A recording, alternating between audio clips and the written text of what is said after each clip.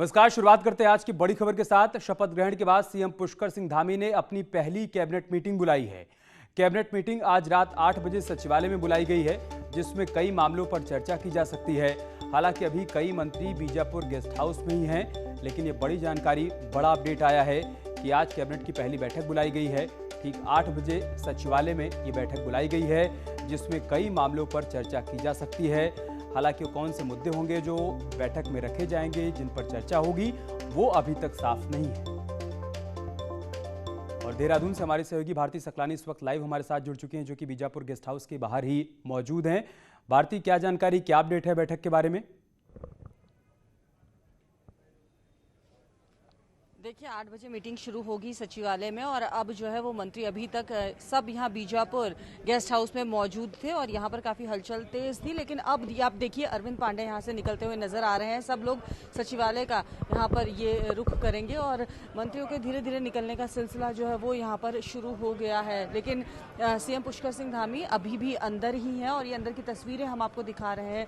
अमित यहाँ पर धन सिंह रावत जो है वो अभी भी अंदर ही हैं। इसके अलावा अभी यहाँ से वंशीधर भगत जो है वो निकले हैं, मदन कौशिक वो यहाँ से निकले हैं और ये सब लोग सचिवालय की तरफ ही रुख कर रहे हैं। 8 बजे सचिवालय में मीटिंग शुरू होगी और ये आप देखिए कि यहाँ से निकलते हुए ये अरविंद पांडे, जिन्होंने मंत्री पद की शपथ ली है, वो यहाँ से अभी निकलते हुए आप देख सकते हैं। तो अब थोड़ी देर बाद जो है क्या फैसला यहाँ पर लिया जाता है, पुष्कर कैबिनेट का पहला बड़ा फैसला क्या होगा, वो अपने उस पर हमारी नज़र लगातार बनी रहेगी। अमित, जैसे ही कोई अपडेट आता है तुरंत बताया जाएगा अपने दर्शकों को। आज अपनी पहली प्रेस कॉन्फ्रेंस में सीएम ने जिन जिन बातों का जिक्र किया, क्या ये उम्मीद की जाए कि आज वो मसले कैबिनेट की बैठक के दौरान उठाए जा सकते हैं? खासतौर से उन्होंने कहा कि कोरोना काल में तमाम लोगों के सामने आर्थिक संकट खड़ा हो गया है, युवाओं को कैसे नौकरी देनी है, इस पर हम आगे बढ़ेंगे। तो क्या आज ये मसले बैठक में रखे जा सकते हैं क्या? बिल्कुल, उम्मीद यही की जा रही है कि कोरोना की जो तीसरी लहर को लेकर तैयारियों की बात की जा रही थी, सरकार की क्या कुछ तैयारियां हैं, उस पर यहाँ पर डिस्कशन किया जा सकता है कैबिनेट की मीटिंग में। और साथ ही अभी आपने देखा होगा कि किस तरीके से रोजगार यहाँ पर दिया जाए। कई तीर्थ कैबिनेट में कई नौकरियां यहाँ पर निकाली गई थी, अब आगे उनको किस तरीके से बढ़ाया जाए, किस तरीके से बेरोजगारों को यहाँ पर नौकरी दी जा सके, ये वो तमाम प्रस्ताव है जिन पर आज कैबिनेट की मीटिंग में मुहर लगने की पूरी उम्मीदें यहाँ पर जताई जा रही हैं। ठीक है, बहुत शुक्रिया भारती, आपका हमारे साथ जुड़ने के लिए और जानकारी हम तक पहुंचाने के लिए।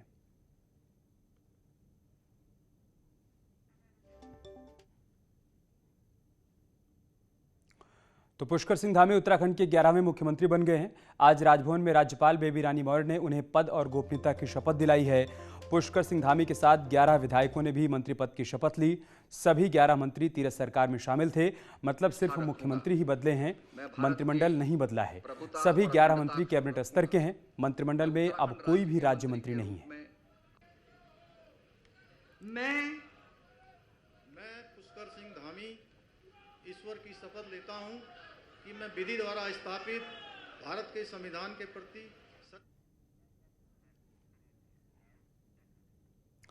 वहीं शपथ लेने के बाद सीएम ने कहा कि उत्तराखंड के हर इलाके की मुझे पूरी जानकारी है और यहां की परेशानियों से मैं वाकिफ हूं। साथ ही उन्होंने बताया कि सभी को साथ लेकर चलेंगे। पुष्कर धामी ने बताया कि पार्टी हमारी मां है और जो भी भरोसा मुझ पर जताया गया है उस पर मैं खरा उतरूंगा।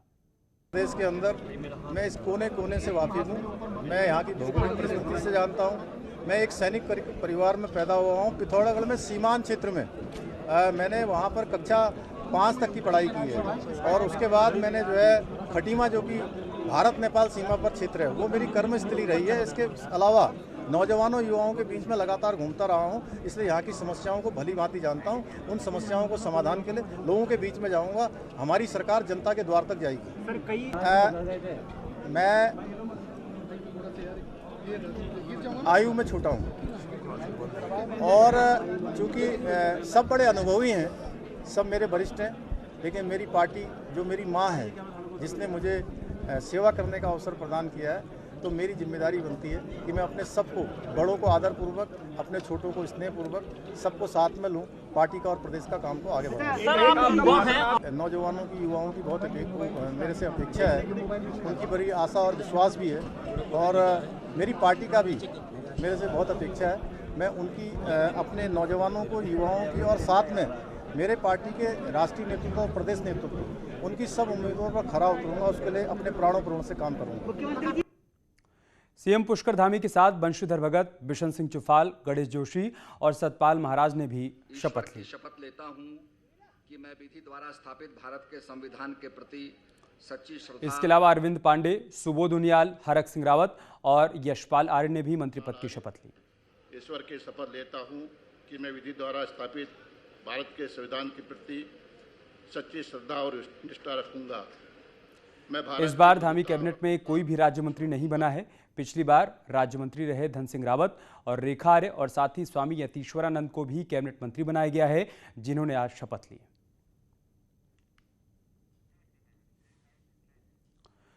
पुष्कर धामी के उत्तराखंड के सीएम पद की शपथ लेने के बाद पीएम मोदी ने बधाई दी है और ट्वीट कर क्या लिखा है वो हम आपको बताते हैं।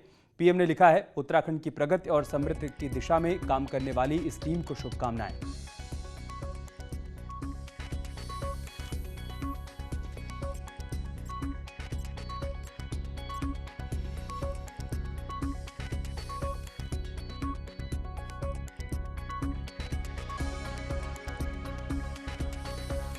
और केंद्रीय गृह मंत्री अमित शाह ने भी बधाई देते हुए ट्वीट किया है। अमित शाह ने लिखा है, पुष्कर धामी को उत्तराखंड के मुख्यमंत्री पद की शपथ लेने पर हार्दिक शुभकामनाएं। मुझे विश्वास है कि नरेंद्र मोदी के नेतृत्व में आप पूरी निष्ठा और समर्पण भाव से देवभूमि उत्तराखंड की विकास यात्रा और जन कल्याण के कार्यों को नई ऊर्जा व गति प्रदान करेंगे।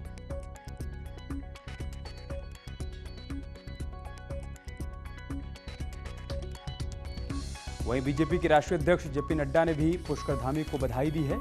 उन्होंने कहा है कि मुझे विश्वास है कि प्रधानमंत्री के मार्गदर्शन और आपके नेतृत्व में प्रदेश के विकास को नई ऊर्जा मिलेगी और प्रदेश में प्रगति के नए मापदंड स्थापित होंगे।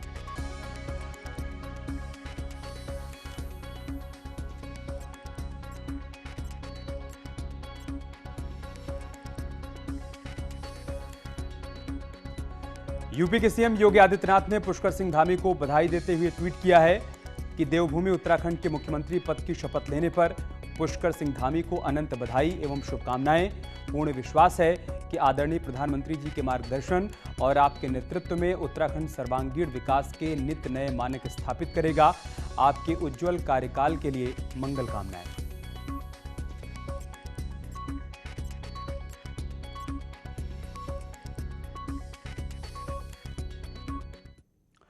इधर कैबिनेट मंत्री बनने के बाद गणेश जोशी ने कहा कि मुझे जो भी जिम्मेदारी दी जाएगी वो मैं पूरी ईमानदारी के साथ निभाऊंगा। मुझे गर्व है कि एक सैनिक का बेटा मुख्यमंत्री बना है। गणेश जोशी इस वक्त हमारे साथ मौजूद हैं और मंत्री पद की शपथ उन्होंने ली है। सर, शुभकामनाएं आपको। ये बताइए कि एक बार फिर से जो है नई जिम्मेदारी मिलने की उम्मीदें हैं क्या, या वही रहने वाला है पोर्टफोलियो? ये तो पार्टी का नेतृत्व तय करेगा, मुख्यमंत्री जी तय करेंगे। लेकिन मुझको तो जब भी जो जिम्मेदारी मिली है, चाहे पार्टी के कार्यकर्ता के रूप में संगठन में मिली हो, चाहे विधायक के रूप में मिली हो, चाहे मंत्री के रूप में, आपने देखा होगा 3 महीने के अंदर अलग से एक आयाम स्थापित किया। जो भी मिलेगा उसमें काम करेंगे, ईमानदारी से काम करेंगे। और हमारे युवा मुख्यमंत्री के नेतृत्व में, जो कि एक सैनिक का पुत्र है और मैं तो एक पूर्व सैनिक खुद हूँ, तो मेरे लिए तो बहुत गौरव की बात है कि एक सैनिक का बेटा के साथ हमें काम करने का मौका मिला है। मिलजुल कर काम करेंगे, दिन रात काम करेंगे और भारतीय जनता पार्टी की सरकार 2022 में बनाएंगे। सुबह से अटकलों का बाजार जो गर्म था उस पर क्या कहेंगे? नाराजगी की बातें तमाम आ रही थी। देखो, गर्म हुआ, बारिश हो गई, ठंडा भी हो गया। ये आपने सुना गणेश जोशी को, जिन्होंने कहा कि गर्म हुआ और अब ठंडा भी हो गया है और अब सब कुछ ठीक है पार्टी में। कैमरा पर्सन दीपक उपाध्याय के साथ भारती सकलानी, न्यूज़ 18 देहरादून। वहीं मंत्री बनने के बाद धन सिंह रावत ने केंद्रीय नेतृत्व को बधाई देते हुए उत्तराखंड को एक युवा चेहरा मिला है, इस बात का जिक्र किया। उन्होंने कहा कि धामी जी के नेतृत्व में हम 2022 में फिर से चुनाव जीतेंगे। सर, तुम्हारे साथ मौजूद है। सर, सबसे पहले तो बधाई आपको। आज का दिन आपने ये कहा जा सकता है कि बहुत इंपॉर्टेंट रहा है। सुबह से ही काफी भागदौड़ करनी पड़ी। देखिए, सबसे पहले तो मैं माननीय प्रधानमंत्री जी का, माननीय गृह मंत्री जी का, माननीय राष्ट्रीय अध्यक्ष माननीय नड्डा जी का, अपने प्रदेश अध्यक्ष जी का, सबको बधाई देता हूं कि उन्होंने उत्तराखंड को एक नया चेहरे को दिया है, नई कमान दी है और हम सब उनके नेतृत्व में काम करने वाले हैं। और मैं कह सकता हूं कि जितना काम उत्तराखंड की जनता के लिए हमारी केंद्र सरकार ने किया है, हमारी प्रदेश की सरकार ने किया है, हमारे पूर्व मुख्यमंत्री ने किया है, हम उनको घर घर ले जाने का काम करेंगे। नया चेहरा तो दिया, लेकिन नाराजगी भी थी। देखो, कोई नाराजगी कहीं से नहीं है। आपने देखा होगा कि बीजेपी के जितने कार्यकर्ता आज आए हैं, इतने शॉर्ट नोटिस पे, और इतने बारिश के बाद कितना उत्साह है और क्या नारे लगा रहे हैं कार्यकर्ता की युवा चेहरे को हमको मिला है। और मैं कह सकता हूं कि धामी जी के नेतृत्व में हम 2022 में फिर पूर्ण बहुमत की सरकार बनाएंगे। 2022 के लिए क्या तैयारी है फिर सर? देखिए, हमारी तैयारी पन्ना प्रमुख से लेके और प्रधानमंत्री की रैली तक का पूरा रोड मैप हमने बना दिया है। और मैं कह सकता हूं कि जनता जो है का आशीर्वाद लेने हम आप घर घर जाने वाले हैं, गांव-गांव जाने वाले हैं और एक व्यापक अभियान भारतीय जनता पार्टी का चलने वाला है। शुक्रिया सर, हमसे बातचीत करने के लिए। धन सिंह रावत को आप सुन रहे थे, जिन्होंने कहा था कि 2022 की तैयारी के लिए पूरी तरह से ये लोग तैयार हैं। कैमरे पर संदीपक उपाध्याय के साथ भारती सकलानी, न्यूज़ 18 देहरादून। कैबिनेट मंत्री अरविंद पांडे ने शपथ लेने के बाद कहा कि बीजेपी में कोई नाराजगी नहीं है। नाराजगी की खबरें विपक्ष ने जानबूझकर फैलाई हैं। मैं पुष्कर धामी को बधाई देता हूं। हम उत्तराखंड को विकास के रास्ते पर और आगे लेकर जाएंगे। आज उन्होंने ली है, उनसे बातचीत करेंगे। सर, सबसे पहले तो बहुत बहुत बधाई हो आपको। ये बताइए मुझे कि तमाम मान मनोबल का दौर भी सुबह से चल रहा था, लेकिन आखिरकार जो है कुछ नाराजगी थी कि नहीं थी, ये बताओ। बिल्कुल, मैं विश्वास दिलाना चाहता हूँ आपको। जो बातें हैं ये आप हमको बोलने की, मुझे बयान देने की आवश्यकता नहीं है। जो अभी कार्यक्रम हुआ, मुख्यमंत्री जी का शपथ ग्रहण समारोह हुआ, मंत्रियों ने शपथ ली, क्या आपको कहीं से कहीं तक 1% महसूस हुआ कि कोई नाराजगी है? ये आपको देखने से सब चीजें स्पष्ट हो जाती हैं कि ये निश्चित ही यह विपक्ष का एक बहुत बड़ा षड्यंत्र था जो उन्होंने जानबूझ के इसमें ये इस टाइप की बात को लाने की उन्होंने कोशिश की है। हमारे यहाँ व्यक्ति का महत्व नहीं होता है, हमारे यहाँ संगठन का महत्व होता है। और यही वजह है कि आज हमारे बीच में एक युवा चेहरा, इसे प्रदेश को नया मुख्यमंत्री मिला है। मैं पुष्कर भाई को बहुत बहुत शुभकामना देता हूँ, बधाई देता हूँ और ये विश्वास दिलाता हूँ कि हम सब लोग नए पुराने सब लोग मिलकर इसे प्रदेश को विकास के मामले में हम नई ऊंचाइयाँ देंगे। 2022 के लिए पुष्कर धामी ही चेहरा है। आज हमारे मुख्यमंत्री हैं और हम तो इनको शुभकामना देंगे कि बहुत लंबे समय तक मुख्यमंत्री बने रहे हैं। बहुत बहुत शुक्रिया सर, हमसे बातचीत करने के लिए। इस सवाल के जवाब पर उन्होंने कुछ नहीं कहा है, लेकिन हाँ, शुभकामनाएं जरूर दी हैं और नई कैबिनेट में पूरी तरह से काम करने के लिए तैयार है अरविंद पांडे। कैमरा पर्सन दीपक उपाध्याय के साथ भारती सकलानी, न्यूज़ 18 देहरादून। पहली बार धामी सरकार में कैबिनेट मंत्री बनाई गई रेखा आर्या ने न्यूज़ 18 से बातचीत की और कहा कि जो भी पार्टी ने जिम्मेदारी दी है उस पर खरा उतरने की कोशिश करूंगी और साथ ही नई जिम्मेदारी मिलने पर खुशी भी जताई। देखिए, मुझे पूरा विश्वास है कि जिस प्रकार से पुष्कर सिंह धामी जी ने कल की प्रेस करी और आप लोगों से वार्ता भी करी और जनहित के विकास कार्य करने की उन्होंने कमिटमेंट करा है, युवाओं को लेकर कमिटमेंट करा है, तो मुझे लगता है कि बहुत सफल रहेंगे, पूर्व के कार्य को आगे बढ़ाएंगे और नए कार्य को गति देंगे। आप कैबिनेट मंत्री बन गई है। देखिए, मैं समझती हूँ कि हम सब लोगों ने सुना है, आज जितने भी हमारे मिनिस्टरों ने शपथ ली है, सभी जो है कैबिनेट स्तर से ही सबने मंत्री पद की शपथ ली है और मैं सभी को बधाई देती हूँ। आपको खुद की कितनी खुशी है? प्रमोशन करेंगे सर? देखिए, मुझे लगता है कि पार्टी जो जिम्मेदारी दे उसमें सब में प्रसन्नता होती है। वहीं नए सीएम को लेकर सुबोध उनियाल ने क्या कहा, वो भी देखिए। भारतीय जनता पार्टी को सर नए मुख्यमंत्री, नई सरकार कैसे देख रहे हैं? देखिए साहब, सरकार पुरानी है, 2017 में सरकार आई थी, एक चेहरा जरूर नेतृत्व का बदला है, लेकिन भारतीय जनता पार्टी की आइडियोलॉजी पर चलने वाली सरकार 2017 में जनता के मैंडेट पर करके इस राज्य में बनी थी।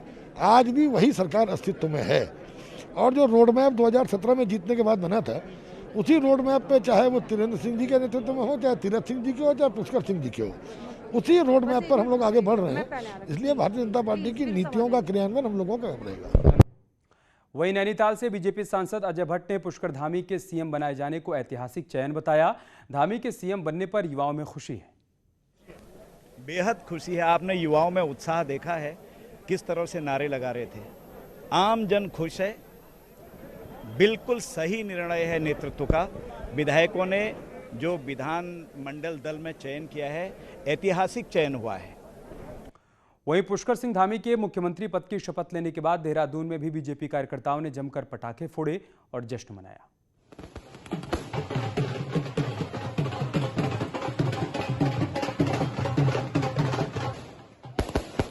पुष्कर सिंह धामी के मुख्यमंत्री बनने पर टिहरी में भी भारतीय जनता युवा मोर्चा के कार्यकर्ताओं और एबीवीपी के कार्यकर्ताओं ने जश्न मनाया, मिठाई बांटकर खुशी जताई। बीजेपी कार्यालय में भारतीय जनता युवा मोर्चा और एबीवीपी के कार्यकर्ताओं ने पुष्कर सिंह धामी के नारे लगाए और शीर्ष नेतृत्व का युवा विधायक को मुख्यमंत्री बनाने पर आभार व्यक्त किया। उत्तराखंड प्रदेश में बड़े ही हर्ष का विषय है कि माननीय पुष्कर सिंह धामी जी, जो कि खटीमा के विधायक हैं और जो कि सन 1990 से विद्यार्थी परिषद से लेकर उसके बाद युवा मोर्चा में प्रदेश अध्यक्ष रहे और एक वर्तमान में युवाओं में एक हर्ष का विषय हो रहा है और युवा बहुत खुश हैं। यहाँ रुक रहे हैं छोटे से ब्रेक के लिए, जल्द लौटेंगे कुछ और खबरों के साथ।